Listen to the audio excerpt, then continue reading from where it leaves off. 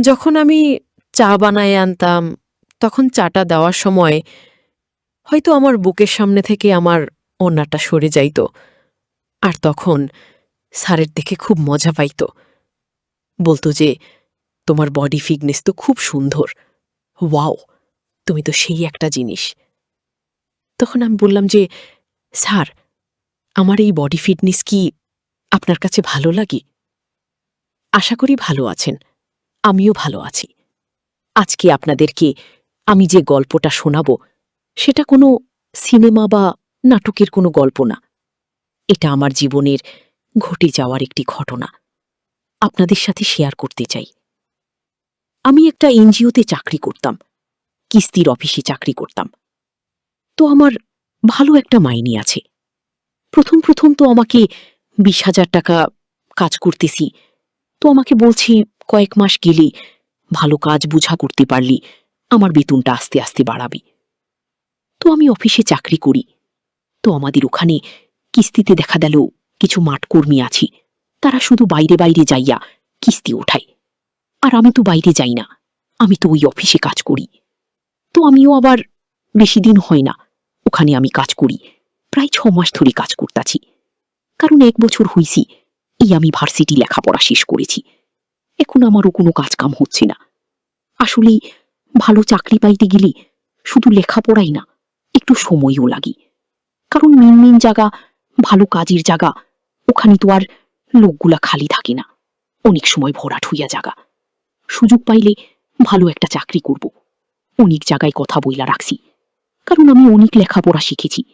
যদি আমি 500 টাকা মাসে ইনকাম না করতে পারি, তাহলে এত এত লেখাপড়া শিখা কি লাভ?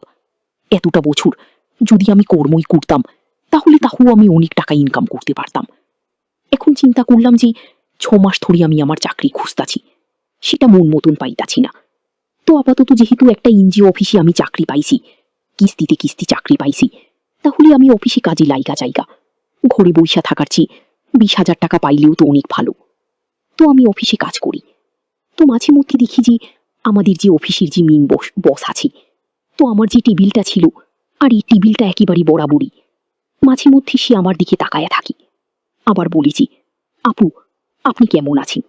আজকে না আপনাকে অন্যরকম লাগতেছে। আজকে আপনার এই ড্রেসে খুব সুন্দর লাগতেছে। আপনি এরকম ফিটিং ড্রেস প্রতিদিন পরে আসবেন, আমার কাছে খুব ভালো লাগে।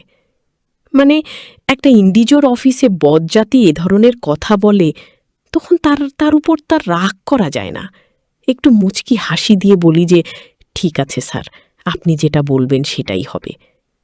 তো মানুষের সামনে তো আর এরকম রোমান্টিক করে কথা বলতো না। যখন ওই যে 11টা-12টার টাইমে না, ওই যে মানে এনজয় লাইন ম্যানেজাররা যখন, অন্যান্য স্যাররা যখন না থাকতো, যারা মাঠ কর্মীগুলা আছে, যারা কিস্তি উঠানোর জন্য মানুষের বাড়ি বাড়ি যাইত, ঠিক 11টা-12টার দিকে তারা অফিস থেকে বের হয়ে যায়। পরে 1টা পর্যন্ত আর কি ফাঁকা থাকে, 1টা বাজে তারা চলে আসে। তো যখন তারা বের হয়ে যায় না, তখনই তো অফিসের বসটা আর কি থাকে, তখনই আর কি সেই সুযোগে সুযোগে আমার সাথে এরকম ধরনের আর কি করে। যখন কেউ না থাকে তখনই ভাবি। 6 মাস ধরে যেহেতু আমি কাজ করতাছি ওখানে, 6 মাস ধরে আমার সাথে আর কি এরকম ধরনের কথাবার্তি বলে। এক পর্যায়ে দেখি আমার বেতনটা আস্তে আস্তে খালি বাড়াই দিতাছে। তখন আমি চিন্তা করলাম, অফিসের বসটা তো অনেক ভালো। এই 6 মাস ধরে 20,000 টাকা করে চাকরি পেলাম, এখন তো দেখি 20-এর থেকে আমার ডাইরেক্ট একেবারে 30 হয়ে গেল গা।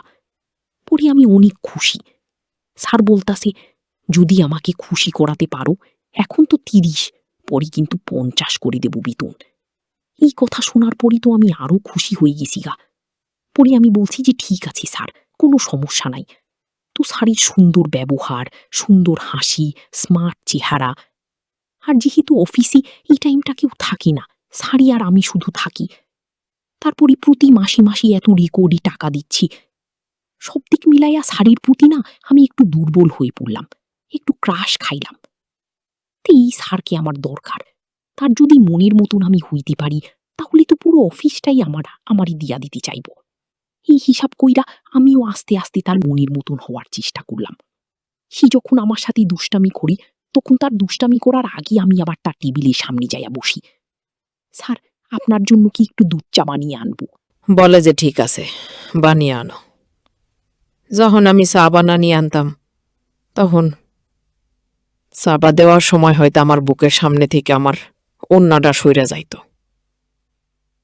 আর তখন স্যারের দিকে খুব মজা পাইত, বলতো যে তোমার বডি ফিটনেস তো খুব সুন্দর, ওয়াও, তুমি তো সেই একটা জিনিস। তখন আমি বললাম যে স্যার, আমার এই বডি ফিটনেস কি আপনার কাছে ভালো লাগে? কই হ্যাঁ, অনেক ভালো লাগে, সত্যি অসাধারণ।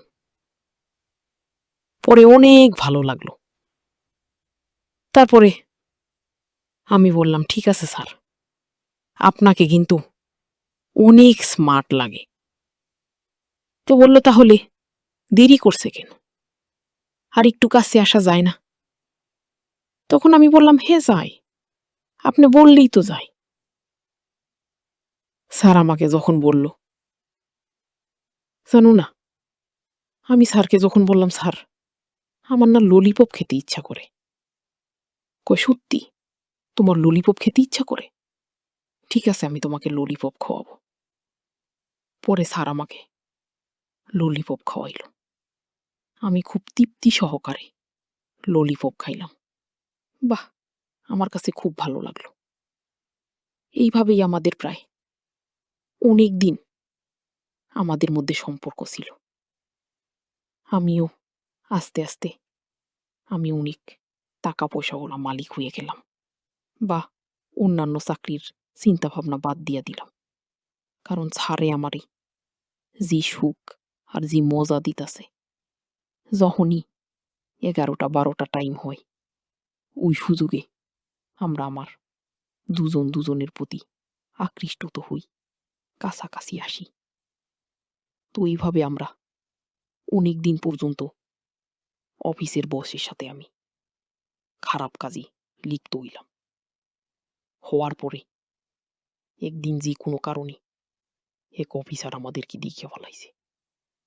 দেখে ফেলানোর পরে এইখানে যে একটা অপমানিত হইছি আর যে একটা লজ্জা পাইছি, তখন আমি এই খারাপ কাজ থেকে দ্রুত বের হইয়া গেছি। তো চিন্তা করলাম আমার সাথে যে ঘটনাটা ঘটেছে সেটা যেন আর কারো সাথে না ঘটুক। এরকম লজ্জা, এরকম অপমানজনক যেন কেউ না হই। তো আমার মতন যারা যারা আপনারা পরকীয়া কাজে লিপ্ত আছেন, আপনারা কিন্তু এক্ষুনি পরকীয়া করা বাদ দিয়া দেন। যদি একবার ধরা পড়েন না যে একটা অপমান অপদস্থ হইবেন, তখন কিন্তু লজ্জা মুখটা আর কারো দেখাতে পারবেন না। তাই চরম লজ্জার পাওয়ার থেকে পরকীয়া না করাটাই ভালো। সবাই ভালো থাকবেন, সুস্থ থাকবেন। আসসালামু আলাইকুম।